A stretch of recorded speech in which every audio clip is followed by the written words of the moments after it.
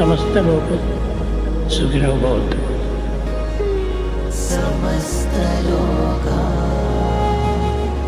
सुखिनो भवन्तु। समस्त लोक सुखिनो भवन्तु। समस्त लोका सुखिनो भवन्तु। समस्त लोक सुखिनो भवन्तु। समस्त लोका सुखिनो भवन्तु।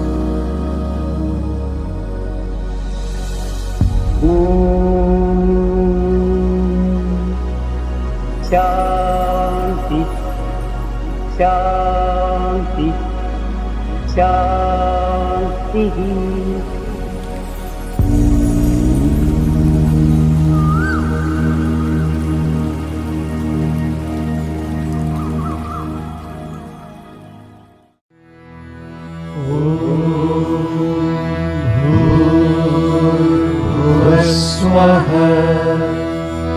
तत्सवितुर्वरेण्यं भर्गो देवस्य धीमहि धियो यो नः प्रचोदयात्।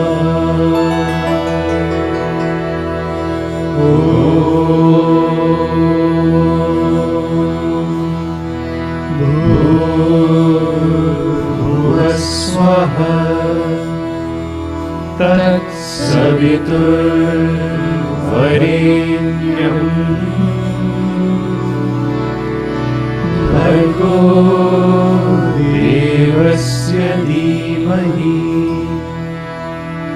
धियो यो नः प्रचोदयात्।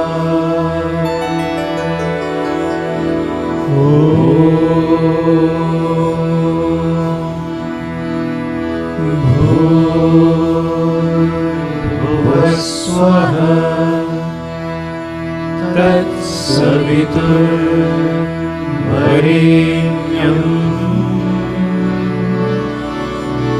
भर्गो देवस्य धीमहि धियो यो नः प्रचोदयात्।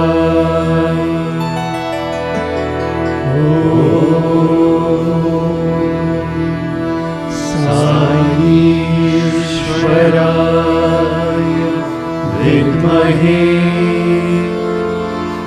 सत्यदेवाय धीमहि तन्नः सर्वः प्रचोदयात्।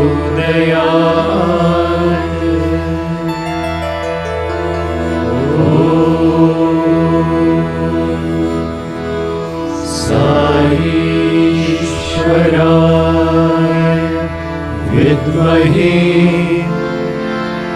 सत्यदेवाय धीमहि तन्नः सर्वः प्रचोदयात्।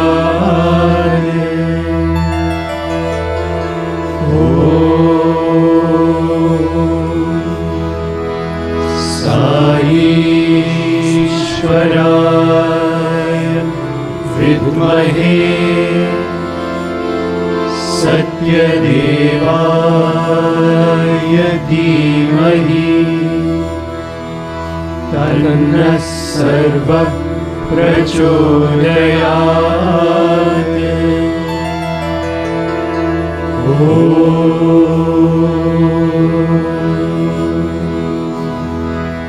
शान्ति शान्ति शान्तिः।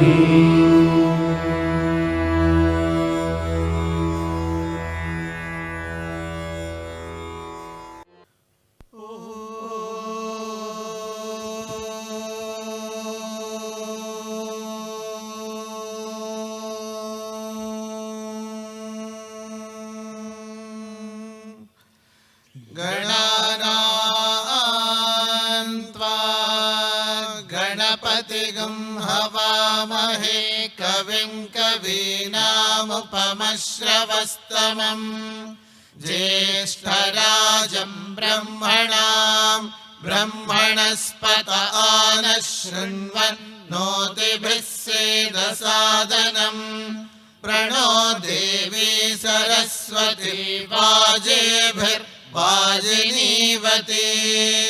धीनामभित्रयवतु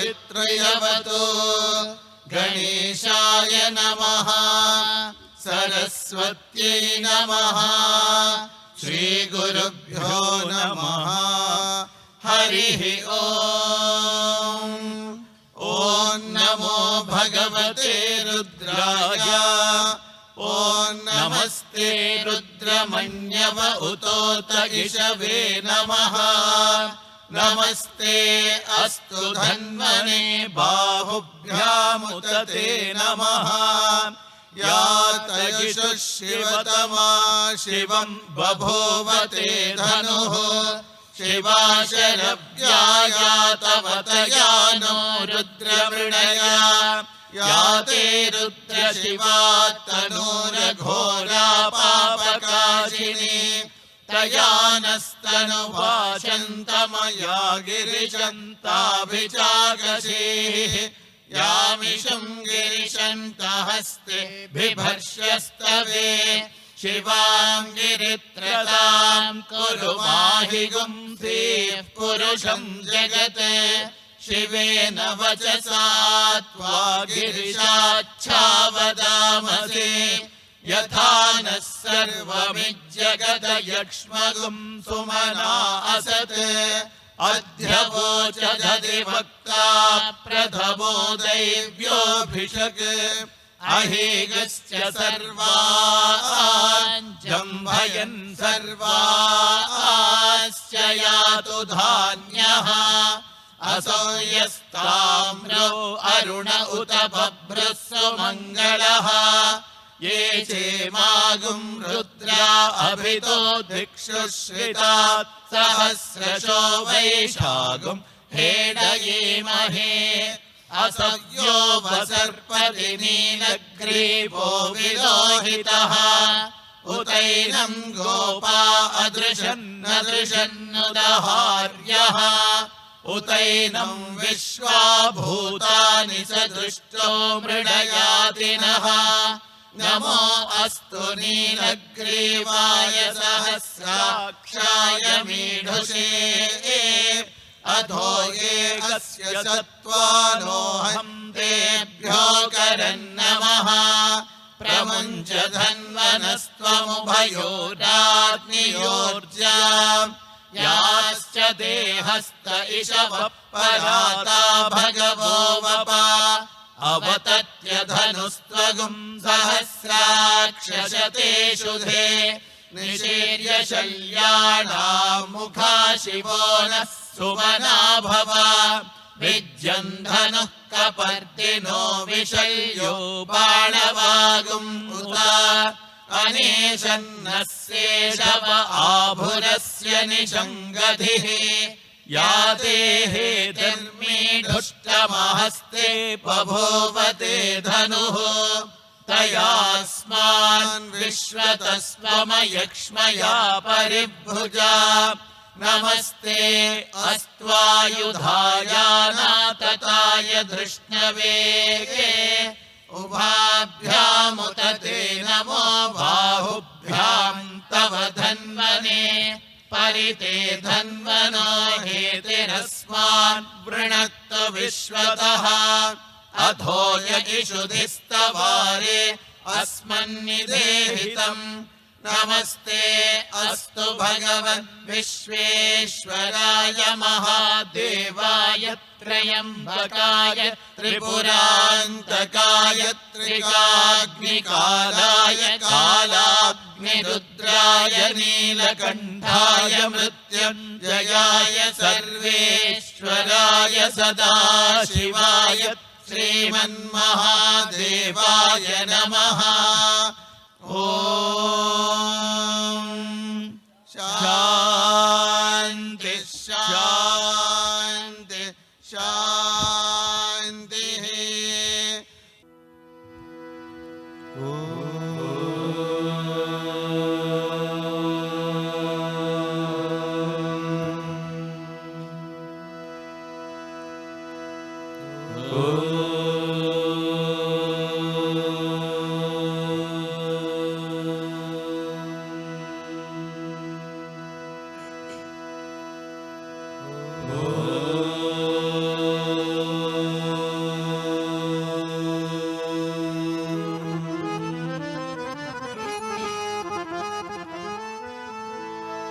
भजो रे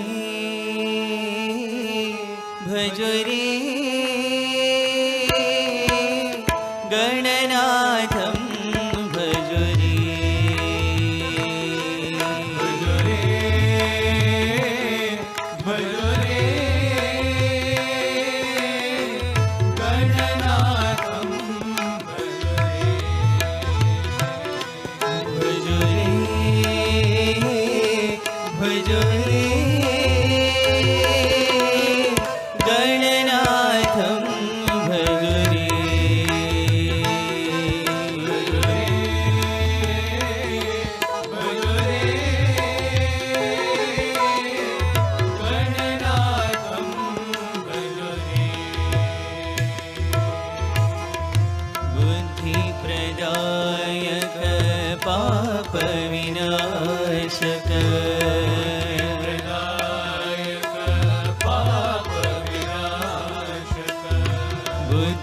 प्रदायक पाप विनाशक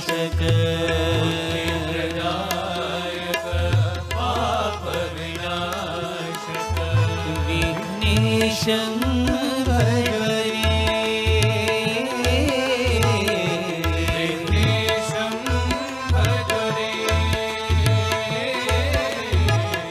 विघ्नेशं भजो रे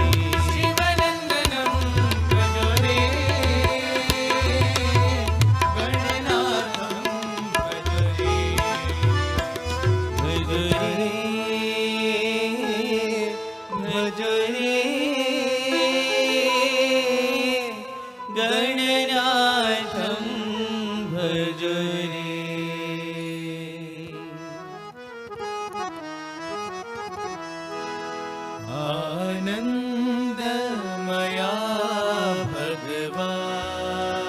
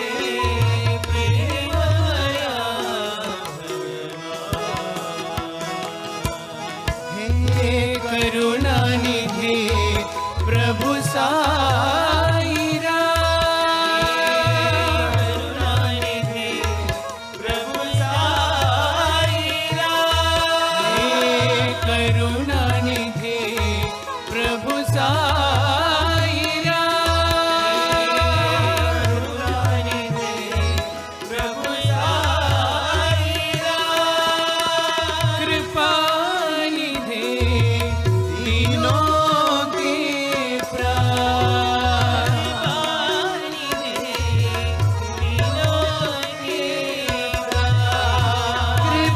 कृपानिधि दीनों के प्राण,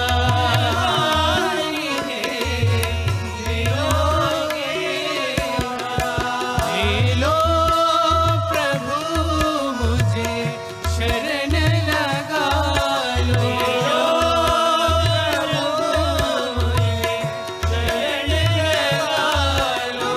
लो प्रभु मुझे शरण लगा लो,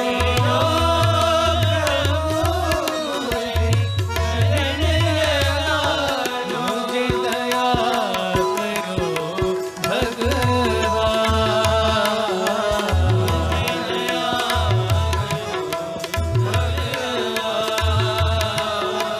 मुझे कृपा करो भगवान,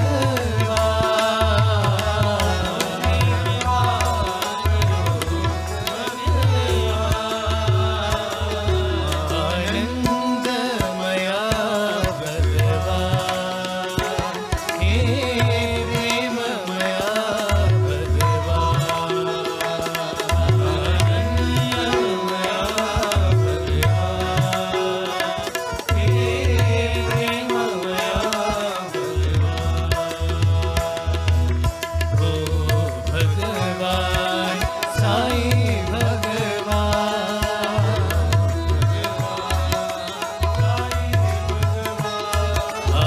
आनंदमया भगवान, हे प्रेममया भगवान,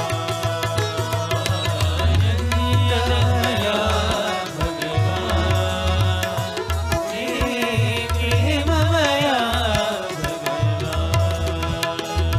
हे करुणानिधि प्रभु साई राम, करुणानिधि प्रभु साई राम, कृपानिधि दीनों के प्राण, कृपानिधि दीनों के प्राण, ले लो प्रभु मुझे शरण लगा लो, प्रभु मुझे शरण लगा लो, मुझे दया करो भगवान, दया करो भगवान, मुझे कृपा करो भगवान,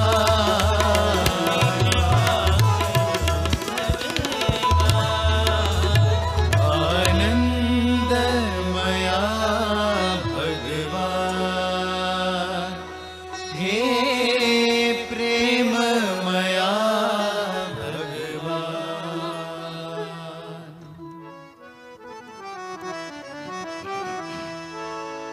शिव शंभो नारायण, शिव शंभो नारायण, शिव शंभो नारायण, शिव शंभो नारायण, प्रतिवासा जगदीश्वरा, प्रतिवासा जगदीश्वरा, प्रतिवासा जगदीश्वरा, प्रतिवासा जगदीश्वरा,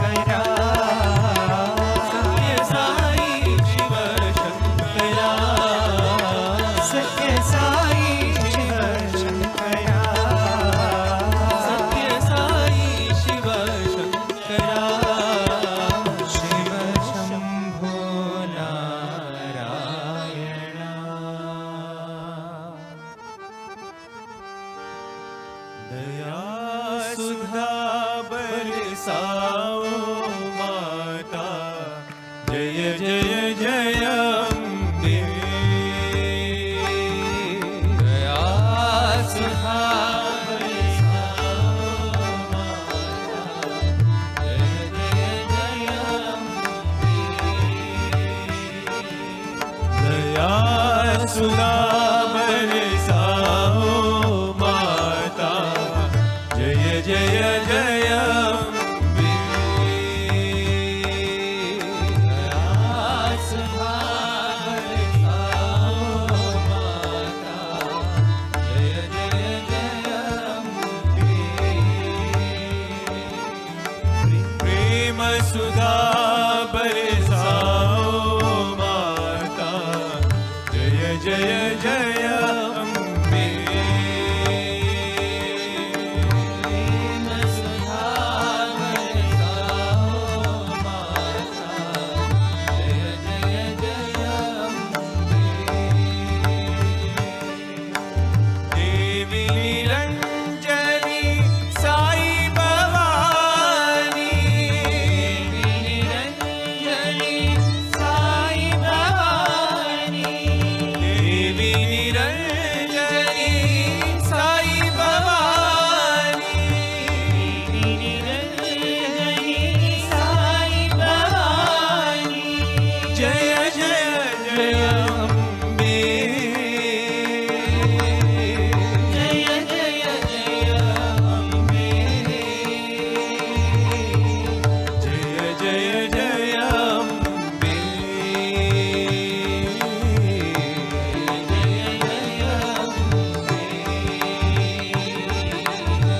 जय जय जय अम्बे, जय जय अम्बे।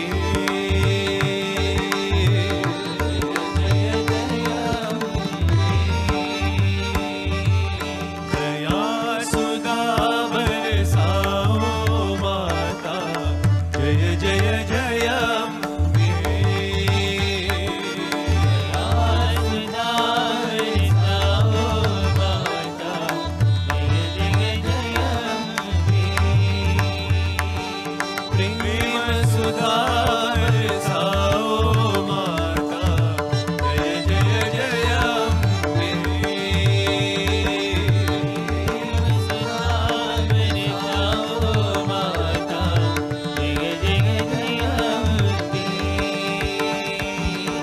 देवी निरंजनी साई भवानी, निरंजनी साई भवानी। जय जय जय अम्बे, जय जय जय अम्बे। जय जय जय अम्बे, जय जय अम्बे। जय जय जय अम्बे, जय जय अम्बे। दया सुधा बरसाओ माता, जय जय जय अम्बे।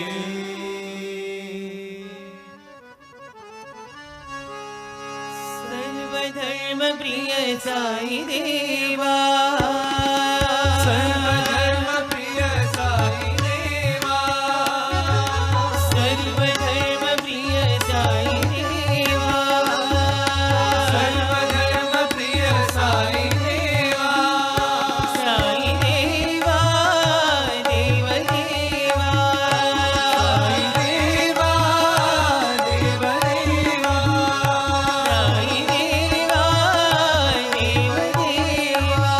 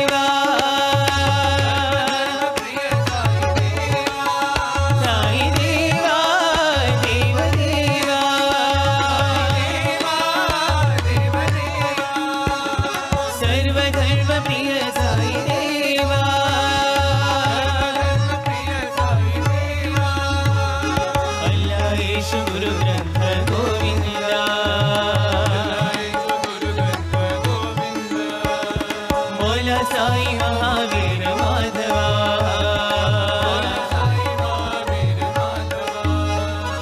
सौराष्ट्र बुद्ध साई शंकरा साई देवा देव देवा साई देवा देव देवा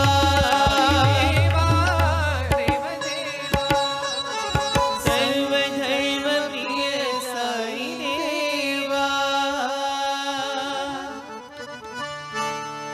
नारायण हरि नारायण हरि नारायण भजो रे नारायण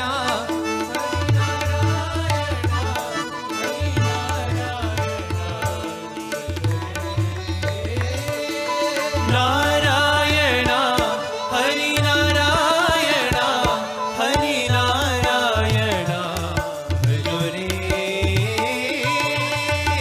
नारायण हरि नारायण हरि नारायण नारायण हरि नारायण हरि नारायण भजो रे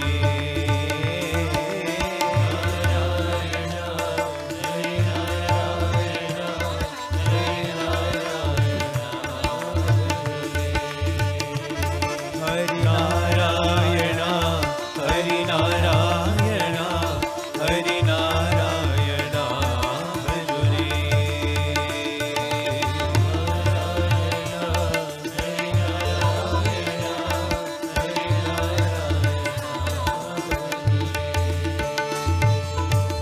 श्याम सुंदरा मदन गोपाला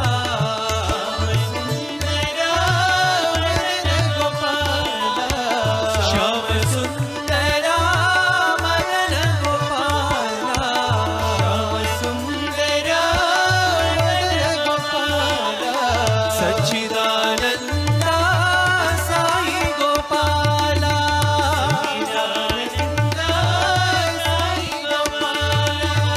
सच्चिदानंदा साई गोपाला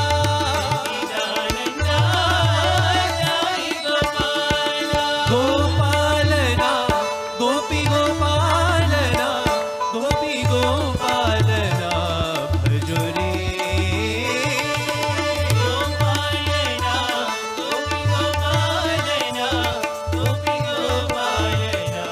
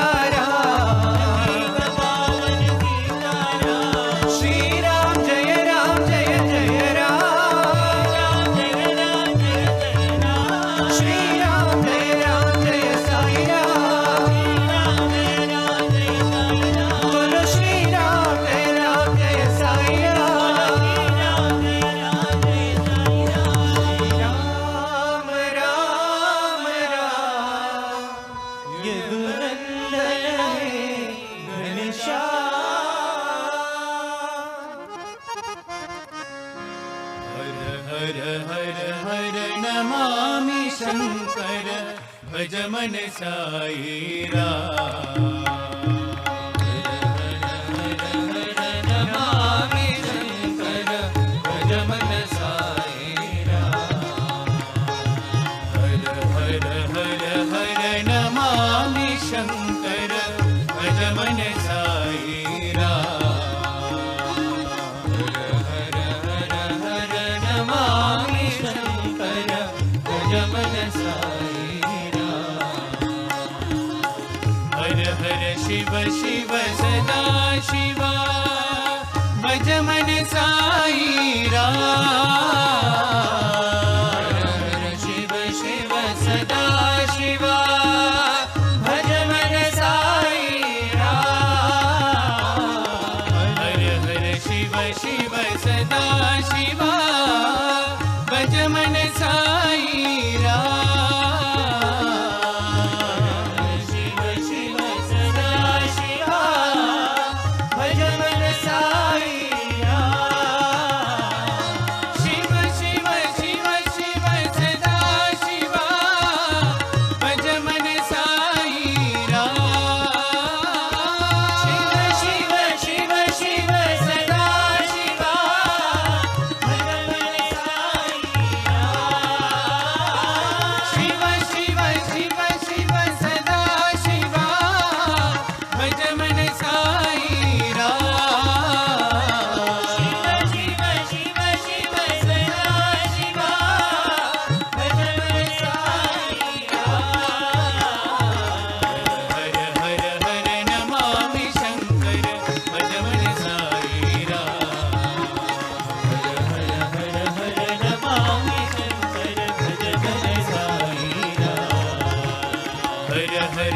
शिव शिव सदा शिवा भज मन साई राम हर हर शिव शिव सदा शिवा भज मन साई राम शिव शिव शिव शिव सदा शिवा भज मन साई राम शिव शिव शिव सदा शिवा भज मन साई राम शिव शिव शिव शिव सदा शिवा भज मन साई राम शिव शिव शिव शिव सदा शिवा भज मन साई राम हर हर हर नमामि शंकर भज मन Sai Ram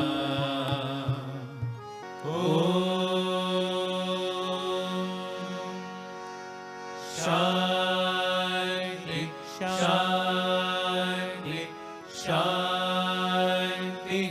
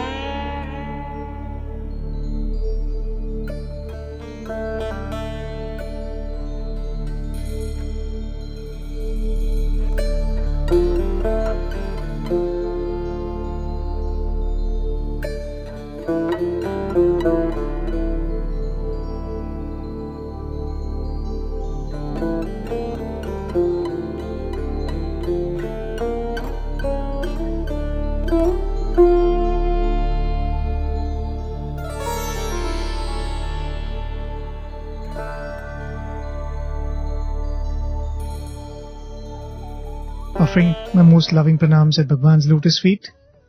Dear listeners, I welcome you to this week's episode of the Gita series, A Triune Pilgrimage.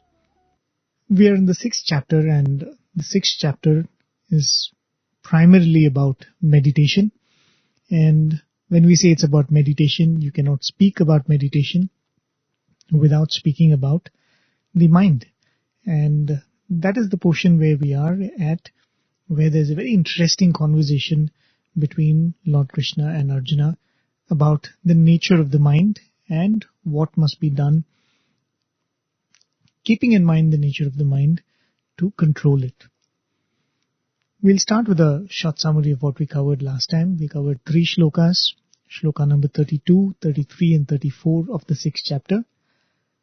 But before that, we had a short discussion about the progressive steps in the path of devotion itself. And these are based on what Swami himself has explained to us. And this is in line with what Krishna hints at in the previous few verses that we have covered. The 3 steps being Samanya Bhakti or Bhautika Bhakti, Ekanta Bhakti, and culminating in Ananya Bhakti. We discussed in detail about each one of this. If I were to give you in very short descriptions what they are, Samanya Bhakti is regular, ordinary bhakti, is the direct translation of that. Everything that we do in the name of devotion, japa, bhajans, seva, anything that is taken up as another activity among the many things that we do in our life, we also turn to God, we also pray, we also place our prayers, our wishes in front of God. So that is Samanya Bhakti. It also has its role, but it is only the starting stage. Then comes Ekanta Bhakti, where there is a beautiful relationship between the devotee and the Lord, where the Lord is recognized as the resident of the devotee's heart. Right? Swami said that that's the most important thing. Often Ekanta Bhakti is merely translated or explained as having one-pointed devotion to one form of the Lord. That is also an important aspect of Ekanta Bhakti, but Ekanta Bhakti is not complete without the devotee recognizing the Lord in one's own heart. And then the whole culmination happens in Ananya Bhakti, and it is in the stage of Ananya Bhakti that the devotee sees the Lord in every person, and every person and object as being a part of the Lord. And those were the verses that were covered. That was the concept that was covered in a few verses preceding to the ones that we took up last time. Verse number 32, which we started off with last week, was one that stood for the general idea of morality or dharma. And this was explained as a culmination of yoga. And as we've seen in many cases before, in the case of a sadhaka, this becomes a practice. In the case of a jnani, this becomes an expression. It's a spontaneous expression. So dharma is a spontaneous expression in a jnani, and that is what is explained in this particular verse. Krishna says, one judges others' sorrow and happiness based on one's own sorrow and happiness. It is similar to stating that a good person does unto others what he or she expects others to do unto themselves. A very basic definition of goodness. In the description of a jnani, this is quite superfluous if you ask me, because a jnani neither has sorrow or happiness, nor does he or she hold on to the distinction between oneself and others. So this shloka is, again, as we have seen in the past, one of those shlokas that describe the jnani, but in the process offer a path or a practice for a sadhaka. It's a path of sadhana that you constantly treat others just as you treat yourself. And we discussed about that as well last week. In the 33rd verse, after a long gap, Arjuna breaks his silence and asks a very important question. He says, "O Krishna, the yoga that you're speaking of, where one sees equally everywhere, one sees God everywhere, it doesn't seem possible to me." And he says, "Chanchalatvat," because of fickleness. What you're saying I'm able to understand, and I'm sure that to be able to see the Lord in everyone or to see the Atman in everyone would be a phenomenal experience. But I cannot imagine that being a steady experience, right? That's the important phrase there. I can't imagine that being a constant, steady experience because chanchalatvat, because of the fickleness. He doesn't say mind, but it is implied. In the 34th verse, he goes on to describe the mind as he has experienced it, he has seen it. He says the mind is chanchalam, it is restless, pramathi, it is turbulent, balavat, it is strong, dridham, it is unyielding, vayoho iva sudushkaram. It is as difficult as it is to control the wind. Swami describes Arjuna's plight even more elaborately in Gita Vahini, because in the Gita it is only 2 verses, the 33rd and the 34th verse, but in Swami's Gita Vahini, Swami kind of captures the restlessness that must have been in Arjuna's mind when he was saying these 2 things, because here is Krishna giving him the secret to supreme peace, but he finds that even though it is being given to him, it seems inaccessible because of what is happening or what he sees as the flaws in his mind. So in the Gita, in Swami's Gita Vahini, Swami writes, and I'm going to quote a few lines. Swami says, these are Arjuna's words, Krishna, all that you have been telling me is very pleasant to the ear, and I can well imagine that it must be a source of bliss to those who attain success. But it is so difficult, beyond the reach of all. The yoga wherein everything has to be realized as equal, samatvam, is fraught with obstacles even for the fully equipped aspirant. What then am I to say of people like me, who are common aspirants? Is it ever possible for us? Krishna, is the mind so easily controllable? Alas, even an elephant cannot drag as the mind drags one. The mind is the nursery of waywardness. Its maliciousness and obstinacy are also very powerful. It is a terrible shrew. It can never be caught. It will never halt at one place. The attempt to catch the mind and tame it is like capturing the wind or bundling up water. How can anyone enter upon yoga with such a mind? One seems as hard as the other. These twin tasks of controlling the mind and practicing the yoga, Krishna, you are advising an impossible task, beyond the capacity of anyone. End of quote. So Swami very beautifully captures the aggression and, not the aggression, the restlessness in Arjuna's mind when he is expressing these words. I had said this while we started discussing about the yoga of meditation. Even to try meditation and to do it regularly, you need a certain control over the mind. It is true that when you are able to meditate like what Krishna has said, it will be wonderful and blissful. But how do we get there? Say, for example, in a corrupt society, if you have to make a good living and make some money, you need to have a good job. Right? That's understandable. And in a corrupt society, what happens?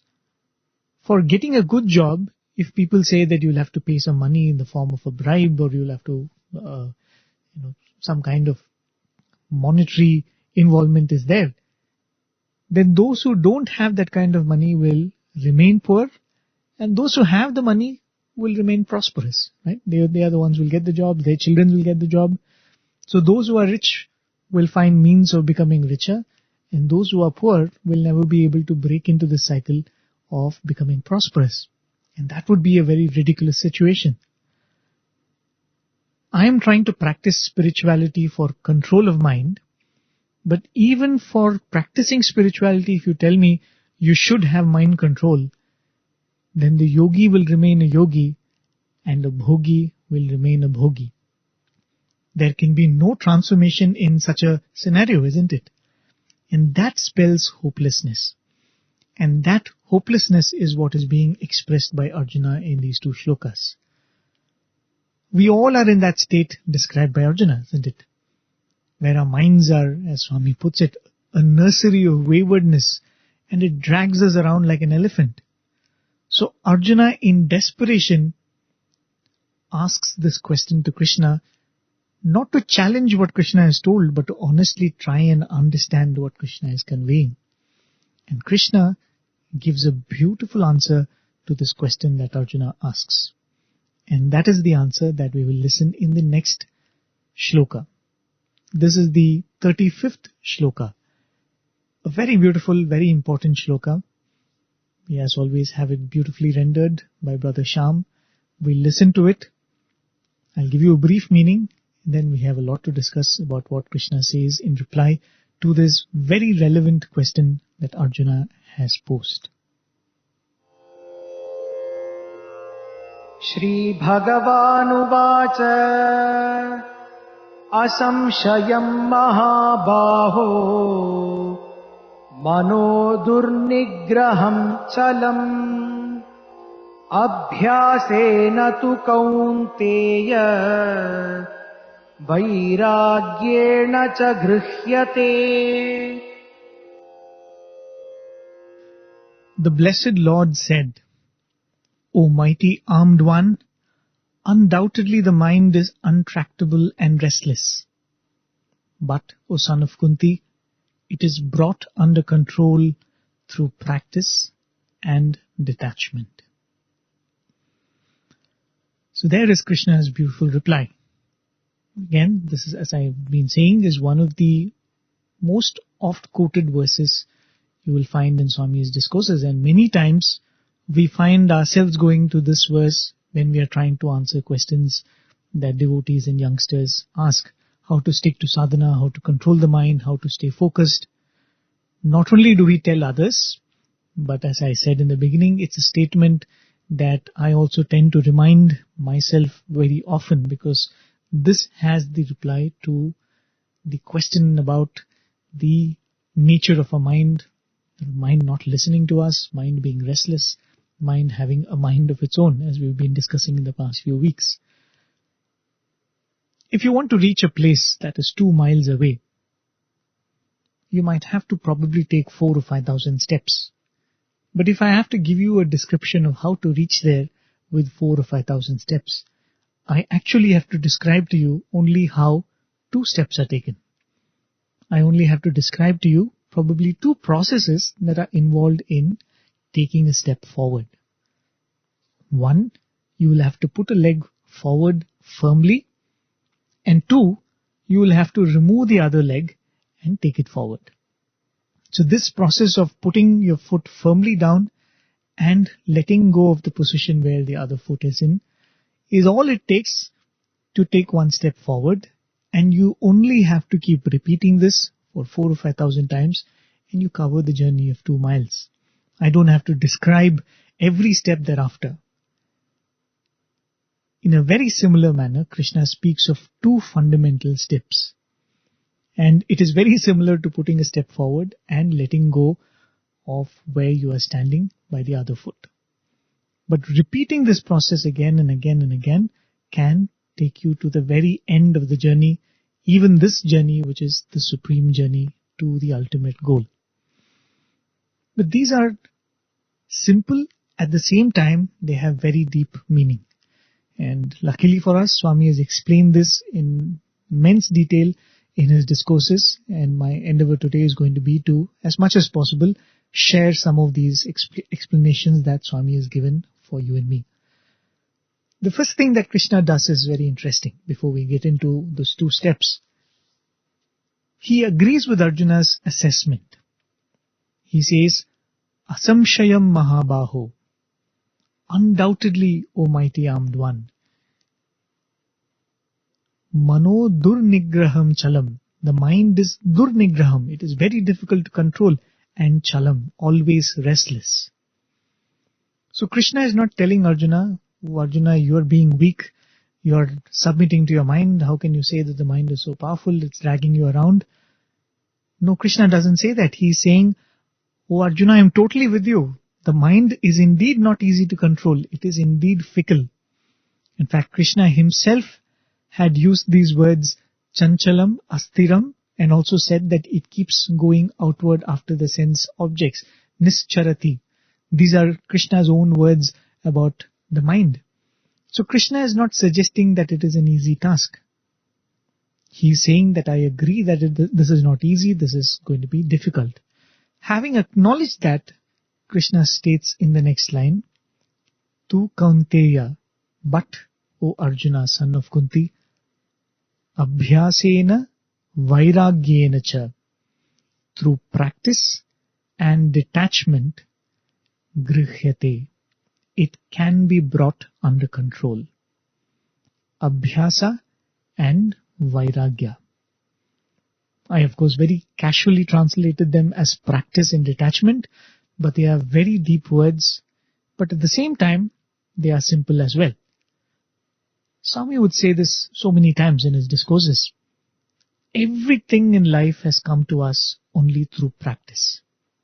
Even the simple act of standing and walking did not come to us naturally. We were born, for months and months we were lying on our back, and after so many months we finally get up on our knees, and it takes almost a year before we are able to wobble on our feet, and it takes a few more years before we are able to confidently walk.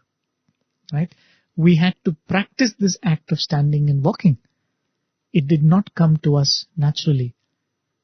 Today I'm sitting here and I'm speaking fluently to all of you. There was certainly a time when I could not string 5 words together. Same is the case with each one of you.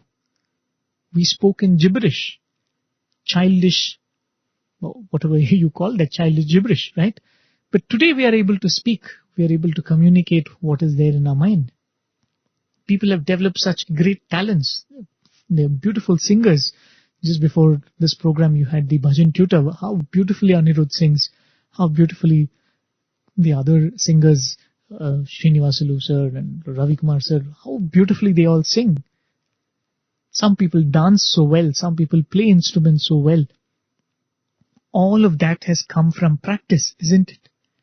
And all this calls for training the body and the mind in a certain way, depending on what you're trying to do. So even when it comes to spirituality, training the mind, making it still, or practicing the yoga of samatvam, it all comes down only to abhyasa or practice.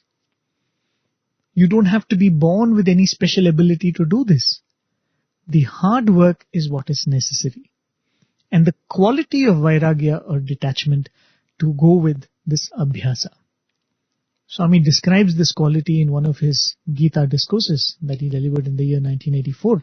Swami says, and I quote, "The effort to recognize the impermanent and perishable nature of an object and controlling our mind not to divert its attention towards that object is called vairagya or detachment. To discard the object itself is not vairagya.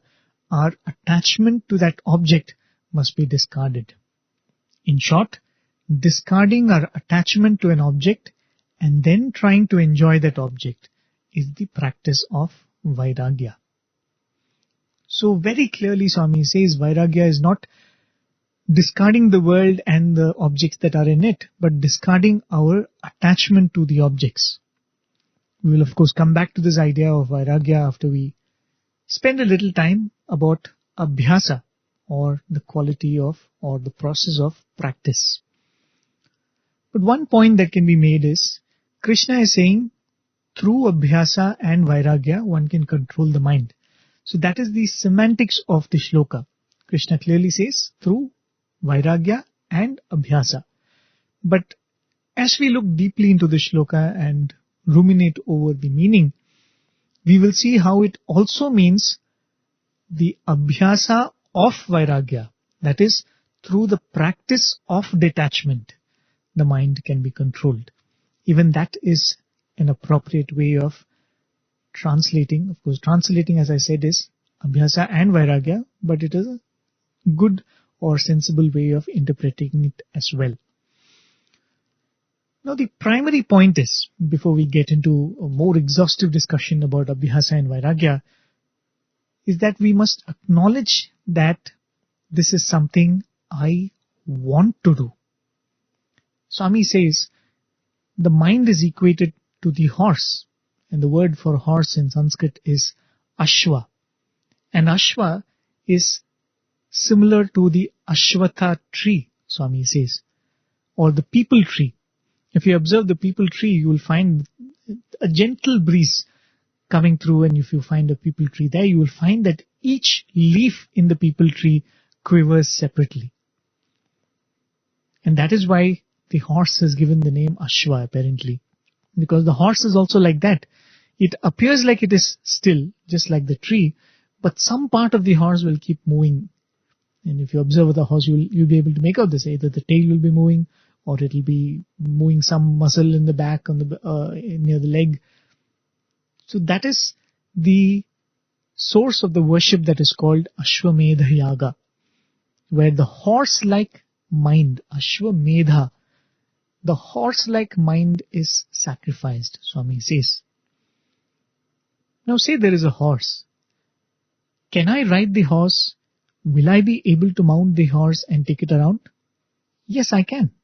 Any of you can. But just because it is possible, it doesn't mean if I climb onto it, I will be able to ride it right away. It calls for training. It calls for practice. But if I wish to undergo that training, first and foremost, I must want to ride the horse. I could do 100 other things with my time, but I must decide and choose that I want to spend my time in learning to ride a horse. For instance, I have so far not wanted to, so I have never learnt the art of riding a horse, and so I can't. So first and foremost, I must want to, then I must undergo the training, and then I will definitely be able to do what I want to do. Same is the case with controlling the mind and turning to a spiritual path. First, we must want to do it. Of the many things that I can do with my life, I must feel that I want to do this. I want to control my mind. I want to spend my time in mastering myself, in gaining better control over myself.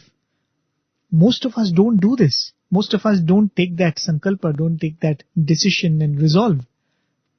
Simple talents like music, oratory or sports needs dedication. We are talking about the supreme quest, achieving which we will not have the desire for anything at all. The success in this endeavor means that you will feel so complete that you will feel that I don't need anything whatsoever. It is the supreme quest, how much more dedication and commitment this would call for. This cannot be a pastime that you take up during weekends or when you take up when you go on a pilgrimage, isn't it? This needs us to commit ourselves to it. We must say, yes, I want to achieve this. Then we will be able to offer our time and energy. Most people give it a shot like they do with other things, right? Suddenly you see somebody playing a guitar, you take a fascination for it, you buy a guitar, you fiddle around with it for some time, and then you get fascinated with something else. That cannot work in this effort to control the mind. This is the greatest of adventures, and it calls for a spirit of adventurousness, right? In the Kathopanishad, there is this beautiful dialogue between this little boy Nachiketa and Lord Yama. Nachiketa asks Yama, how does one gain knowledge about the Atma? Because we all know the story of Nachiketa and Yama, and he says 3 boons he gives, and one of them is, I hear that there is life after death and there is an Atma that goes from one body to the other. Can you give me the knowledge of the Atma? Nachiketa asks. And Yama is a little startled by that. He says, no, the Atma Jnana is not so easily given. You ask me for some other boon, I'll give you that. And Nachiketa says, no, this is what I want to know, and this is what, and you've promised me to give me what I ask for. This is what I want. So in the course of that dialogue, in the course of that explanation, Yama tells Nachiketa that God created the senses and the mind with this quality that it is always going outward. Though we call it a defect, this is not a manufacturing defect, but this is a feature of the mind, as we've been speaking about. The mind has been made chanchalam. The mind has been made asthiram for a certain purpose. So Yama tells that God created the mind and the senses with this quality that it always goes outward. And because of that nature, all these instruments man uses only to see outward and doesn't see within, doesn't see the Atma. And then he says, Kaschit Dhira, some brave ones, desirous of immortality, turn their minds within and have a vision of that self. And then he goes on to say, children or immature people pursue the external pleasures and fall into the outstretched arms of death. The Dhiras, having realized the eternally immortal, do not crave for the non-eternal things there. So Yama says, some Dhiras turn to this path of controlling the mind and turning it within. The word Dhira is a very significant word. It means, Dhira means a courageous one, but the word Dhi also stands for discrimination, Buddhi. So in that sense, Dhira stands for the one who discriminates between right and wrong, between eternal and ephemeral, and he sticks to that discrimination no matter what challenges come. And that is why he is a courageous one. He is a valorous one. And in many places in the Upanishads, this term is used to refer to a sadhaka. A sadhaka who takes to this quest has to be a dhira. He should be valorous. It should be courageous. Right? Having taken the resolve to control the mind, not everybody takes this resolve. Because not everybody wants to ride a horse. Right? Because it's difficult. Not everybody wants to learn swimming in the ocean. Because it's difficult. Not everybody wants to climb the Mount Everest. Because it is not so easy. So one must take this resolve that yes, I know that this is challenging, but this is what I want to do because this is what is worthwhile to do with my life. And those dhiras then will have to take up abhyasa and vairagya. Now I'm going to explain these two terms, abhyasa and vairagya, based on the beautiful explanations that Swami has given in two discourses that Swami delivered as part of the 1984 Gita series discourses. For those of you who have those books and who want a reference for it, it is in chapter 11 and 12 of the first part of that book. For others, I will try to cover as much as what Swami says, but it is not possible to completely cover whatever Swami says, but I'll make my best effort. So what is this abhyasa or practice that Krishna is speaking about here? Swami explains this abhyasa is a form of tapas. When we say tapas, it is not the direct translation of the word tapas is it's a penance. And when we say penance, we imagine someone wearing deer skin and going to the forest and troubling the body, standing upside down, standing with one leg. No, that is not the tapas that Swami is speaking about here when he says abhyasa is tapas. Swami says it is the sublimation of the tamasic and rajasic qualities of the mind. By nature, the mind goes after things. That is the rajasic quality of the mind. By nature, the mind is slothful at certain times. That is the tamasic quality of the mind. And true abhyasa, which is a tapas, is countering this nature of the mind. And then Swami goes on to explain, this tapas is of three types. Sharirika, relating to the body, Vachika, relating to speech, and Manasika, relating to the mind. Sharirika, Vachika, and Manasika. Sharirika tapas is all about performing good activities, like performing your duties, performing seva, following right conduct, morality, keeping good company, reading good books, reading scriptures and the Puranas and the Upanishads. So all activity which is physical, that keeps you away from physical evil actions and habits, can be spoken of as Sharirika tapas. Then Swami says Vachika tapas.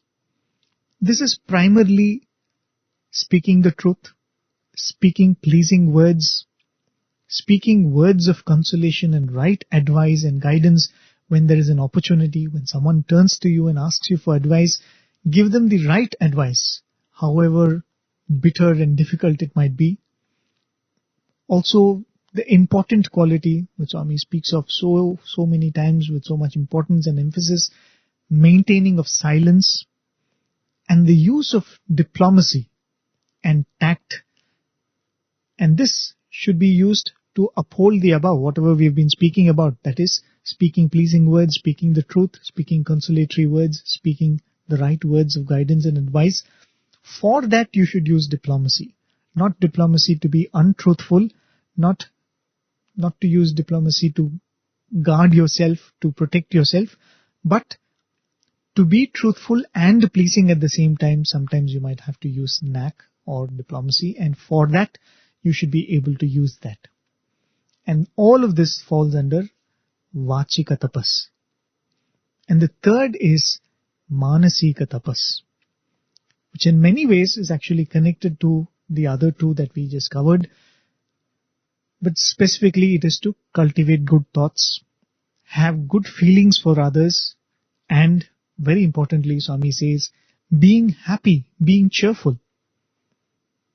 And the means to achieve that is, Swami says, through the practice of silence, doing japa and dhyana, practicing namasmarana, reading scriptures. And that's why I said that they are connected to the first two.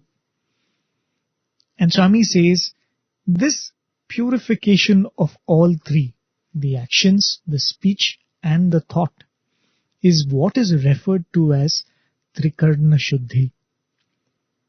And in other discourses, Swami says that this practice of Trikarna Shuddhi is itself tapas.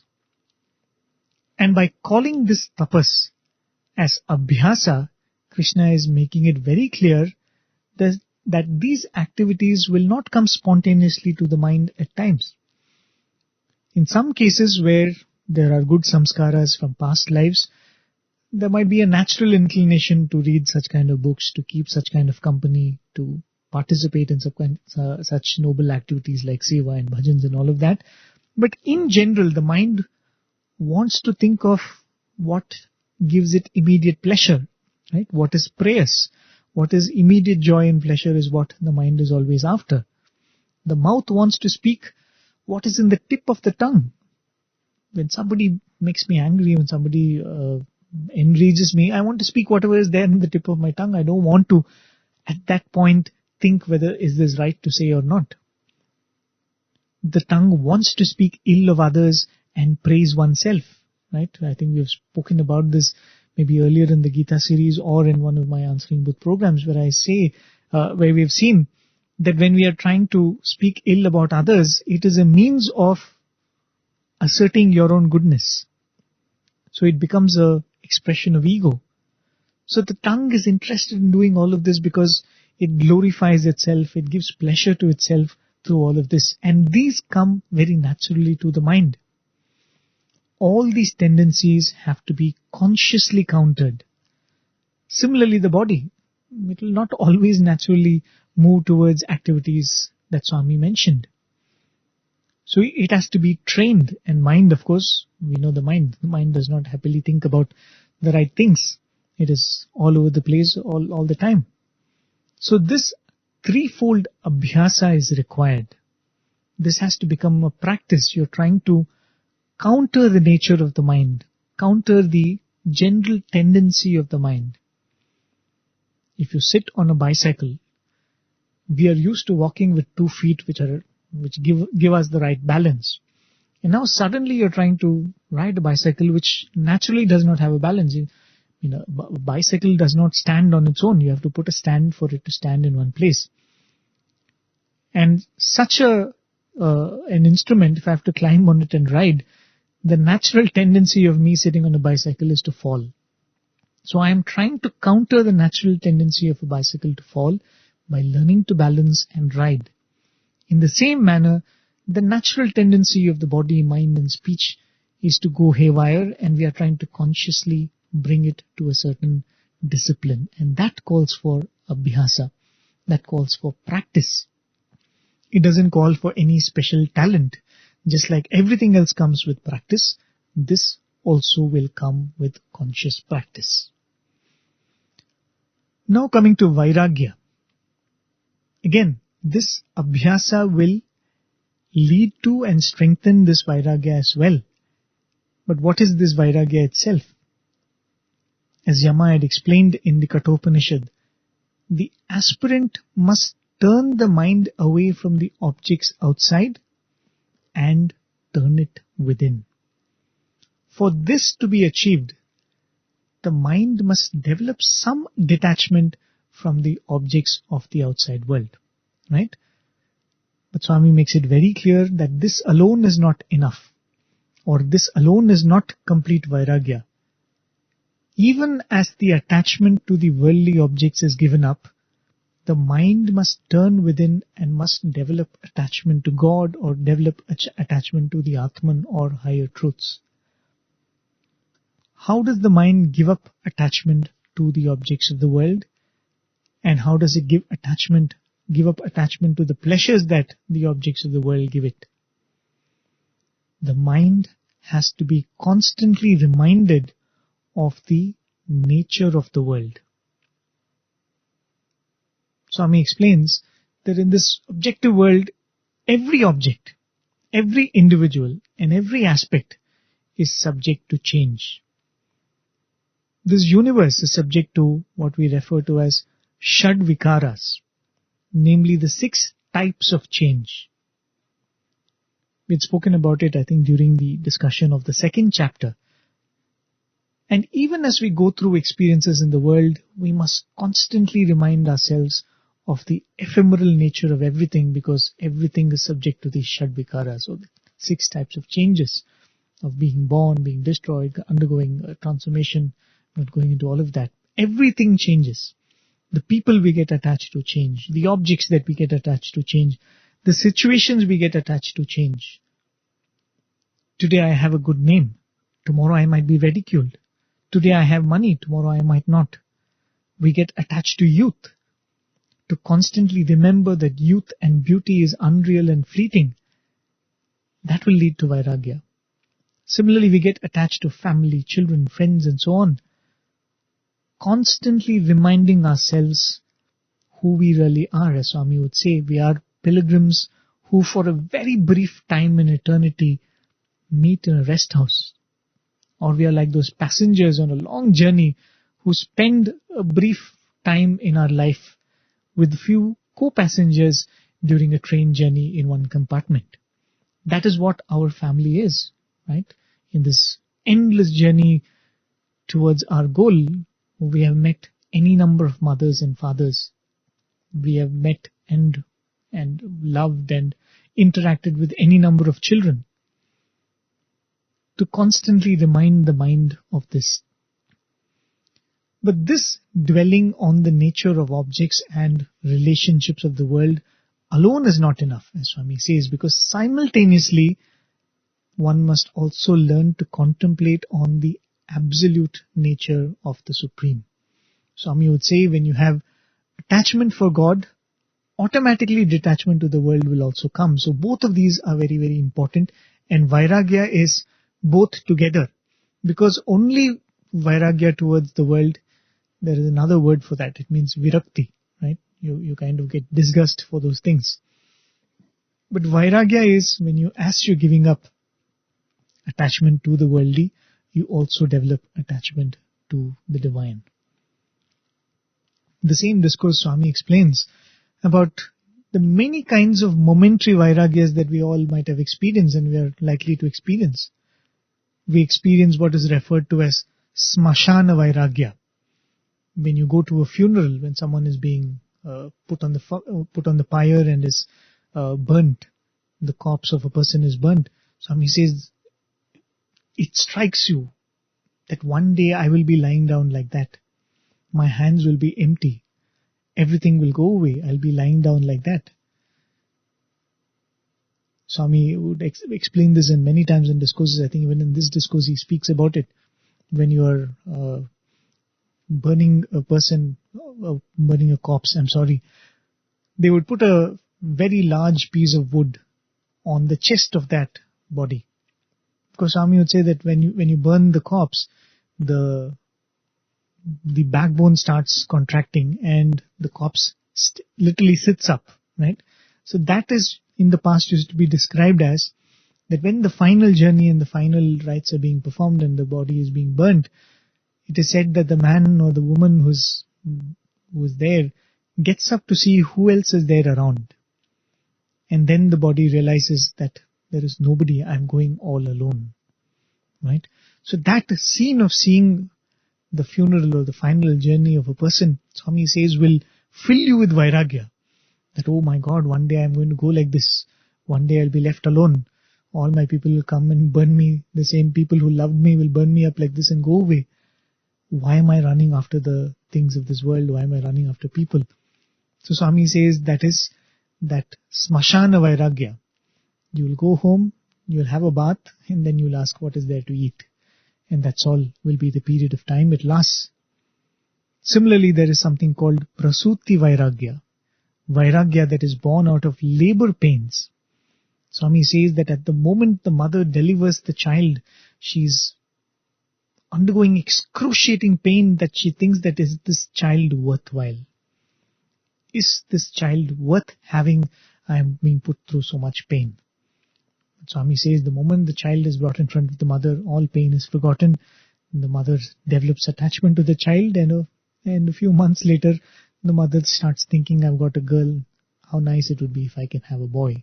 So next year, if I can have a boy. Swami says that's all is the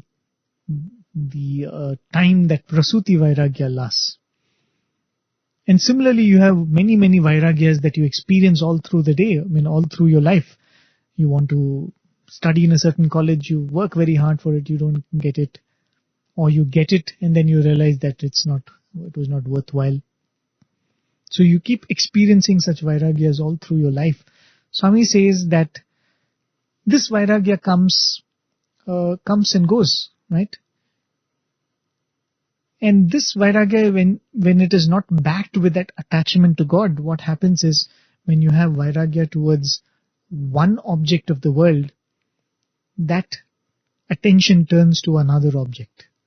When you face defeat in one endeavor, your mind turns to another endeavor. When you develop vairagya towards one relation, you get attached to another relationship. So they come and go and they do not take you forward. So you should have the vairagya that comes from consciously looking at the ephemeral nature of the things around you and trying to develop attachment to God or the supreme goal. There's another way of looking at this vairagya, and that is most of the things that we develop attachment towards is because we imagine that will give me a certain kind of joy. We superimpose a nature upon that object. We create for ourselves fancies about that object or that achievement. Look at all the advertisements that are shown to us, right? They want to sell us a soft drink. They will tell you that if you drink this soft drink, so many other things will happen. You use this perfume, all these other things will happen. You buy this car, then your life changes. You put this paint in your house, then your whole family becomes happy. These are all fancies that are overlaid on mundane objects. There is a certain utility for each of these objects, and the utility ends with that. A soft drink is meant to quench your thirst. A car is meant to take you from place to place. A house is meant to house you. That's all. But we superimpose more joys than what it really has, and then we imagine that and we go after that. Right? So one of the ways by which this vairagya can be developed is look at things as they are. A job is a job. Money is money. A relationship is a relationship. And these are all ephemeral in nature. When we have the jnana, when we are talking about the jnana drishti or the ability to see the truth, then we will see things as they are. We will see a mirage as a mirage. But till we get there, this constant reminder to the mind is very important. You remind yourself, this is all it is. Today I lose something. That is all it is. I lost something. I did not lose more than that. You fail in an exam. You have failed in an exam. You just have to work harder next time. You have not lost your life. Your business fails. Your business has failed. You have not lost your life. Right? To be able to constantly look at things as they are, problems as they are, pain as it is, and not to romanticize it and give a layer of something. And that is what we do with everything, right? There is a layer on top of truth, and we run after that layer that we have superimposed on this truth. And one day when we have the vision of Tattva, we see things as they are. So Vairagya is also that practice of trying to remind yourself to see things as they are, and it does not come naturally, because the mind is constantly being filled in by all the people, whatever we hear from them, right? And as we can see, this Abhyasa and Vairagya are very closely intertwined. The Abhyasa will lead to Vairagya and also protect it like a fence. And this Vairagya is what will fuel or constantly keep us at this Abhyasa. And what we discussed is not any different from what we have been speaking throughout this program. When we talk about the three kinds of Abhyasa or three tapas, that is all is what we are talking about as spirituality, right? That is what we are speaking about as disciplining this body and mind. But what is important are these. Firstly, the choice of taking to the spiritual path, that resolve. Second, the acknowledgement that it is going to be challenging. Third, the commitment that is necessary. Then comes Abhyasa or practice. And what makes this process unique? It is this fact that the mind has to be turned away from the outside and turned inward. The only difference between this practice and all the other practices that we take up in the world to acquire a talent, to acquire a skill, is that this involves turning the mind inward. So that calls for this quality of Vairagya. And the word Vairagya itself has two meanings actually. When we use it in everyday speech, in many languages we use the word Vairagya, it means detachment and resolve. I've taken a Vairagya that I will achieve this. I've taken a Vairagya that I'll become a doctor. We say that we use Vairagya even in that sense. Because Vairagya means giving up, at the same time taking a resolve. Right? So we say, so that Vairagya is being detached from the world and developing attachment to God. So if we want to reach that goal, two steps are important. The assertive step forward is the Abhyasa, the practice. But along with that assertive step forward, there should be Vairagya of the other foot. The other foot should leave its position and move forward. So this Abhyasa and Vairagya are the two important steps that Krishna says, this will help you control the mind and it will take you to the goal. Right? So that is the 35th verse. We still have little time. We'll listen to the 36th verse. We'll discuss about it briefly. And with that, we'll conclude this week's program. असंयतात्मना योगो दुष्प्राप इति मे मतिः वश्यात्मना तु यतता शक्यो वाप्तुमुपायतः. My conviction is that yoga is difficult to be attained by one of uncontrolled mind, but it is possible to be attained through the above means by one who strives and has a controlled mind. Arjuna had said, this yoga of equanimity and equal vision that you are speaking about, O Krishna, seems impossible given the fickleness of the mind, right? So Krishna is acknowledging that in the shloka. He is saying, yes, for the one with fickle mind, this yoga is very hard. He says, asamyata atmana, by a man of uncontrolled self. Asamyata means no control. Asamyata atmana, For a man who does not have control over oneself, and here Atma or Atmana refers to the mind, because when Arjuna spoke of chanchalatvam or fickleness, he spoke of the fickleness of the mind, and Krishna also explained about the mind. So here Krishna is referring to the person who doesn't have control of the mind, asamyatatman. For such a person, yogo dushprapa, yoga is very hard to attain. Iti me matihi, that is my opinion, or that is my understanding or my conviction. Now Krishna is speaking as a friend, as an elder to Arjuna. Right? He says, in my opinion,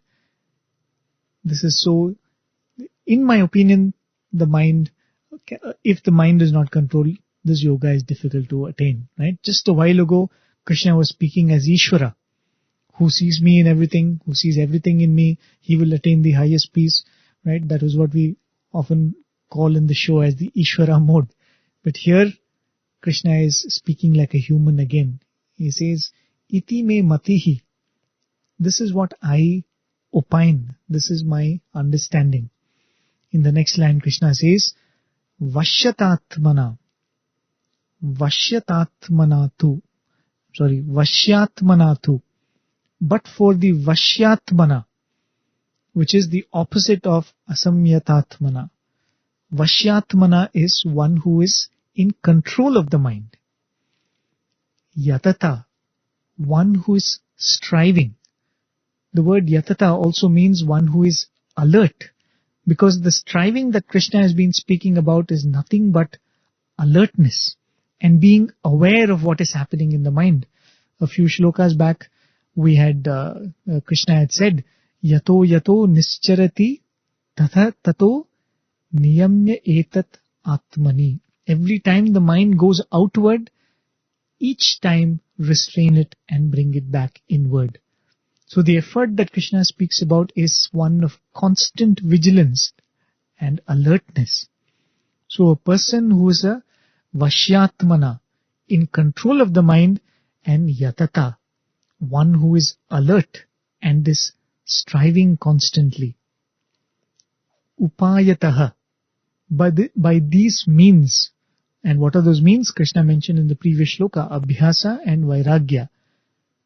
Shakyaha avaptum. It is possible to obtain. So Krishna tells, yes, it is difficult to attain without the control of the mind. But through this discipline of Abhyasa and Vairagya, it is possible to control the mind, and once the mind is controlled, this yoga is easy to attain. A point that I've made many times before. Many neo-spiritualists underplay the importance of discipline and controlling the mind in the path of spirituality. Oftentimes people speak of the Atma, we speak of Advaita, and then we say that nothing is right and wrong. After all, we are not the body. We are free-spirited. There is nothing like good and bad in this world. And Swami would say, Nashreyo niyamam vina. There cannot be shreya or betterment without niyama or discipline. And what we are talking about is paramo shreya, the ultimate betterment, the ultimate goal. How can discipline not be important here? So Krishna is making it very clear. Yes, that samadrishti, seeing everything as Atma, is the ultimate goal. But to attain that, you need to discipline your mind through Abhyasa and Vairagya. Through good living habits, through good company, through good actions and words. For such a person, a Vashyatman, this yoga comes easily and not otherwise. So Krishna makes it very, very clear. Yes, it is difficult. Yes, the mind is fickle. The mind first has to be controlled. How do you control the mind? You have to discipline the mind. How to discipline the mind? Practice, practice, practice. And constantly remind your mind about the nature of the objects that it runs after. And through this you control the mind. And whatever Krishna spoke about, Swami explained about the three types of tapas, it is everything that Swami tells us in to practice in everyday life, right? Speak the truth, speak lovingly, speak, you might not always be able to oblige, but speak obligingly, use, tact when it is needed, practice silence, do seva, do bhajans, do japam, do dhyanam, right? So when somebody comes and asks, I've been doing bhajans for so many years, I've been doing japam for so many years, but why is the mind not coming under control? The answer to that is as simple as this. Do more of that, continue to do that, don't give it up, right? Abhyasa is the only answer. And even as you do this abhyasa, the mind has to be spoken to, right? The right inputs has to be given to the mind. Otherwise, many opportunities through this life. As Swami was saying, there are any number of opportunities for the mind to have vairagya. Every other day you will have a situation in your life where you will have vairagya. You are going through a situation like that. Worldwide vairagya opportunity is there. But if the mind has not been trained to capitalize on these opportunities of vairagya, they will just come and go, right? So for that, the mind has to be constantly spoken to. It has to be given the right inputs. That is why Swami says, read the scriptures, read the Upanishads, read the Bhagavad Gita, listen to Swami's discourses, so that when an opportunity comes our way, we will seize that opportunity. Right? That is the importance of this practice of abhyasa and vairagya, and it has to be done on a long term, without losing hope, with the idea that, yes, I want to achieve this, and I am prepared to go the long distance, right? So that is why this is a very, very important shloka where Krishna answers how the mind can be controlled and the ultimate yoga can be attained. So we'll conclude with that. Thank you, dear listeners, for joining me week after week. We'll continue this next week. Again, a very important portion comes after this, because Arjuna is again going to ask a question which is very relevant, very incisive, if I could put it that way. So the answer that Krishna gives is also going to be equally insightful. But for that, you'll have to come back next week. Till I meet you again, take care. Jai Sai Ram. Om Jai Jagadish Hare Swami Sathya Sai Hare Bhakta Jana Samrashaka Bhakta Jana Samrashaka Bhakti Maheshwara Om Jai Jagadish Hare Shashi Bhagana Shri Kara Sarva Pranapade Swami Sarva Pranapade Ashrita Kalpalajita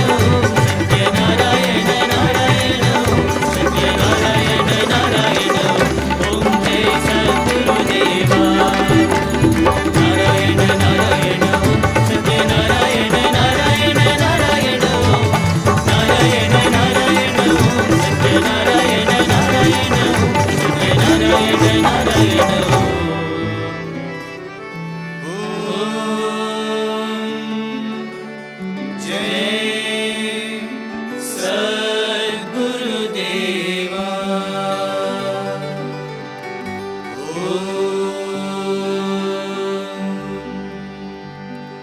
शांति शांति शांति समस्त लोका सुखिनो भवन्तु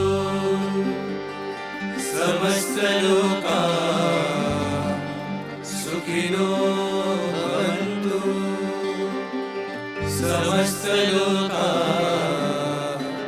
सुखिनो भवन्तु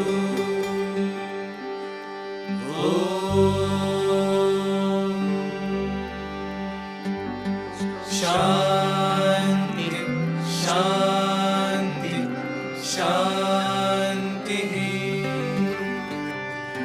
जय बोलो भगवान श्री सत्य साई बाबा जी की जय।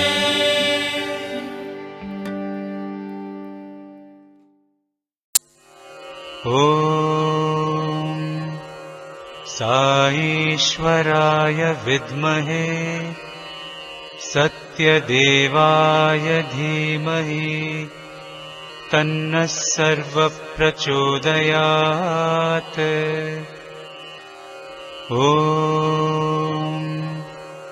साईश्वराय विद्महे सत्यदेवाय धीमहि तन्नः सर्वप्रचोदयात्।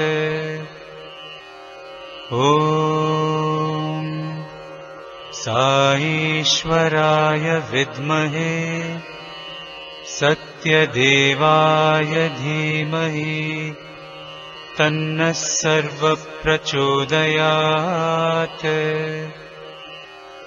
ॐ साईश्वराय विद्महे सत्यदेवाय धीमहि तन्नः सर्वप्रचोदयात्।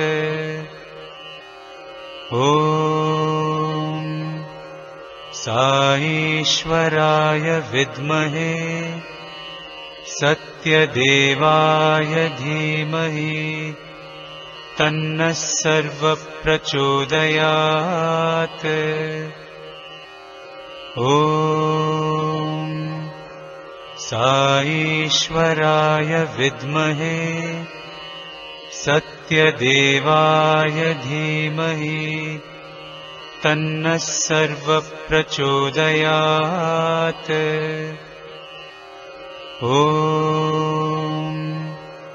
साईश्वराय विद्महे सत्यदेवाय धीमहि तन्नः सर्वप्रचोदयात्।